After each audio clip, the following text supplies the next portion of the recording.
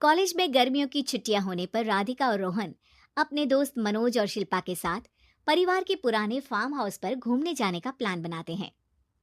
Guys, तुम दोनों को वो फार्म हाउस बहुत पसंद आएगा। बचपन से ही वो मेरी और रोहन की सबसे पसंदीदा जगह रही है। पर मैंने तो इतने सालों में तुम्हारे मुंह से कभी फार्म हाउस का नाम तक नहीं सुना। बचपन में फार्म हाउस जाते थे, लेकिन फिर अचानक सबने वहां जाना बंद कर दिया और वजह कभी किसी ने बताई नहीं। पर अब हम चारों मिलकर वहां धमाल करेंगे। इसी तरह बातें करते कुछ घंटों का सफर तय कर चारों शहर से दूर ऊंची पहाड़ी पर बने राधिका और रोहन के फैमिली फार्म हाउस पर पहुंच जाते हैं। वाह यार, ये तो बड़ा ही सुंदर है।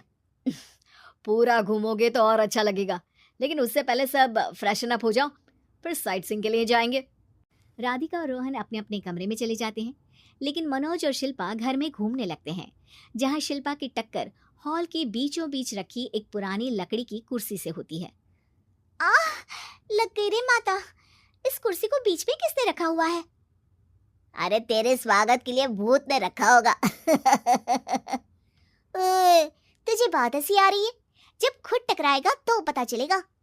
हाँ हाँ ठीक है, पर अभी तो इसे साइड में रख दे।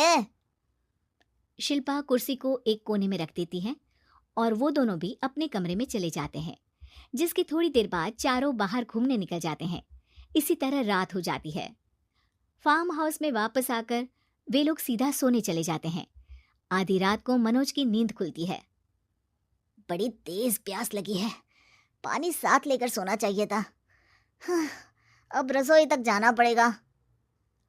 मनोज आंखें मलते हुए कमरे से हॉल में आता है और अचानक रास्ते में रखी कुर्सी से टकराकर जमीन पर गिर जाता है।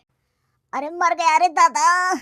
शिल्पा सही बोल रही थी, बड़ी तेज लगती है ये कुर्सी तो, पर इसे दोबारा बीच में किसने रखा?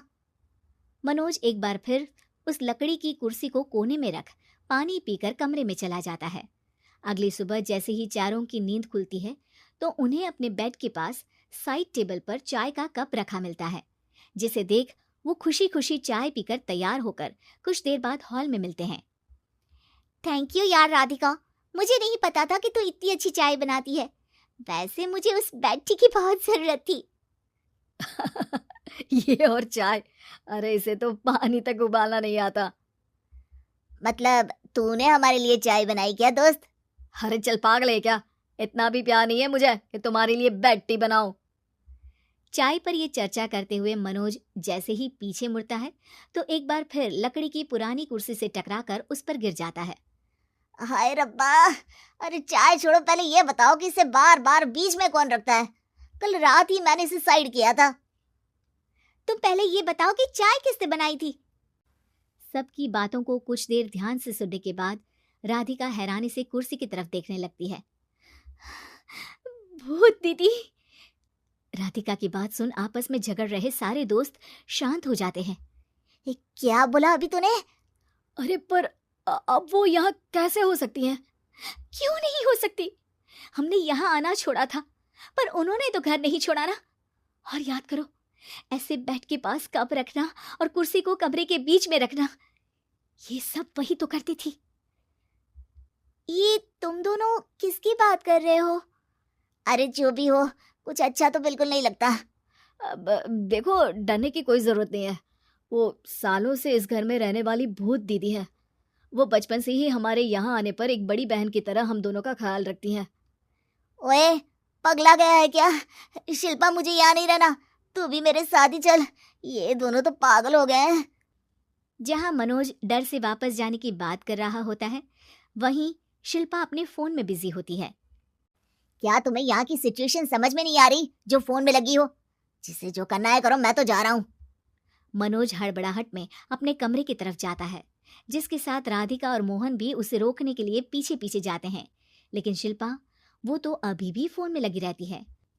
कुछ देर बाद जब वो तीनों दोबारा हॉल में वापस आते हैं तो शिल्पा को सबके पैक्ड बैग्स के साथ देखकर हैरान रह जाते हैं। ये सब क्या है शिल्पा? यहाँ हम इसे समझा रहे हैं और तुम हमारे बैग्स भी पैक कर कर लेकर आई। अरे आखिर में फोन से बाहर निकलकर कुछ किया तो सही इसने। दोस्तों देखो, कल से हम यहाँ हैं। भूत दीदी ने कुछ किया नहीं ना? फिर डर क्यों रहे हो? 4 दिन और रुकोगे तो पता चलेगा कि क्या होगा। मतलब? इस पर शिल्पा उन तीनों को फार्म हाउस से बाहर लाकर फोन में पुरानी न्यूज का आर्टिकल दिखाती है। सालों पहले यहाँ रह रही औरत ने अपने दोनों बच्चों को सुबह सुबह दूध में जहर पिलाकर मार दिया और फिर हॉल में उस कुर्सी पर खड़े होकर खुद भी फांसी लगा ली थी। तुम्हारी बातों से मुझे इस केस की याद आ गई। गूगल किया तो पता चला कि ये वही फार्म हाउस है। अभी भी यहाँ रहना चाहते हो, जिससे कुछ दिनों में वो सबको थोड़ा थोड़ा जहर देकर मार दे। अरे पर ये दोनों तो बचपन से यहाँ आ रहे हैं, फिर इन्हें अभी तक कुछ क्यों नहीं हुआ? वो तो पापा बताते हैं कि हम आते थे। हाँ, और मुझे भी एक बार का ही याद है। वाह, और कहानियां तो ऐसे सुना रहे थे जैसे सदियों से यहीं रहते हो। तीनों ये बात कर ही रहे होते हैं कि अचानक फार्म हाउस में से एक आवाज सुनाई देती है। मैं यहाँ किसी को जिंदा नहीं रहने दूंगी, किसी को नहीं। बस ये सुनने की देर ही होती है कि चारों डर से कांपते हुए तुरंत कार में बैठकर वहां से भाग जाते हैं।